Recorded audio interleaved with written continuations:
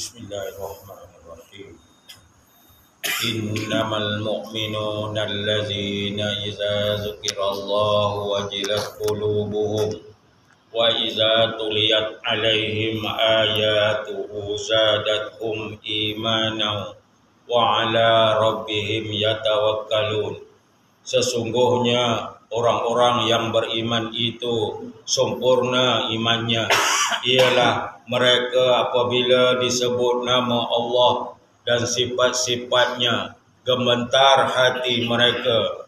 Apabila dibaca kepada mereka ayat-ayatnya, menjadi iman yang bertambah. Dan kepada Tuhan mereka jualah berserah, yaitu orang yang mendirikan solat, mendermakan sebahagian daripada apa-apa yang telah dikurniakan kepada mereka.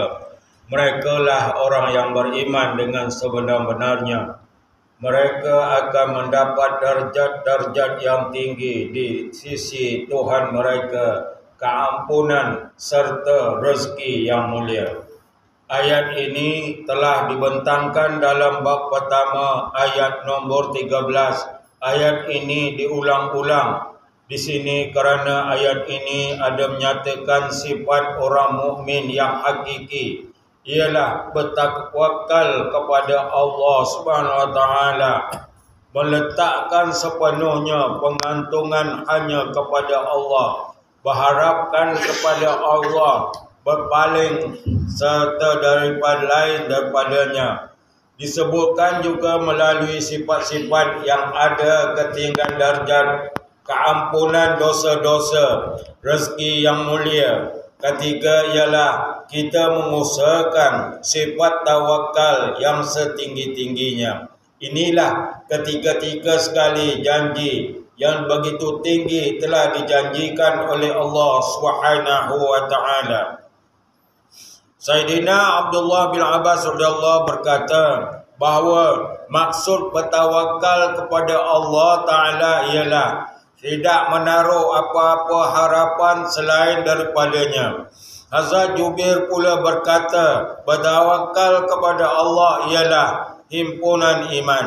Di dalam Al-Quran, jika hanya satu ayat saja pun diturunkan berkenaan tawakal, pengantungan kepada Allah, maka itu sangat sudah mencukupi. Namun di dalam Al-Quran begitu banyak ayat diturunkan berkenaan dengan menghadapi musibah, hajat-hajat, meminta hanya daripadanya, memuaskan pandangan hanya kepadanya. Berulang kali perkara itu diperintahkan, perkara itulah yang diceritakan dengan orang soleh, dikasihi Allah, digalakkan ke arah, diulang-ulang. Sekali sedikit sepatutnya targhib, galakkan sedemikian dilakukan kepada tawakal ialah natijah kepada tauhid. Sebanyak mana sekarang kita kokoh dalam tauhid, maka sebanyak itulah sifat tawakal akan mantap. Oleh kerana tauhid ialah asas Islam, tunjang iman, asas agama Islam, mana yang telah diberikan tauhid adalah sememangnya patut.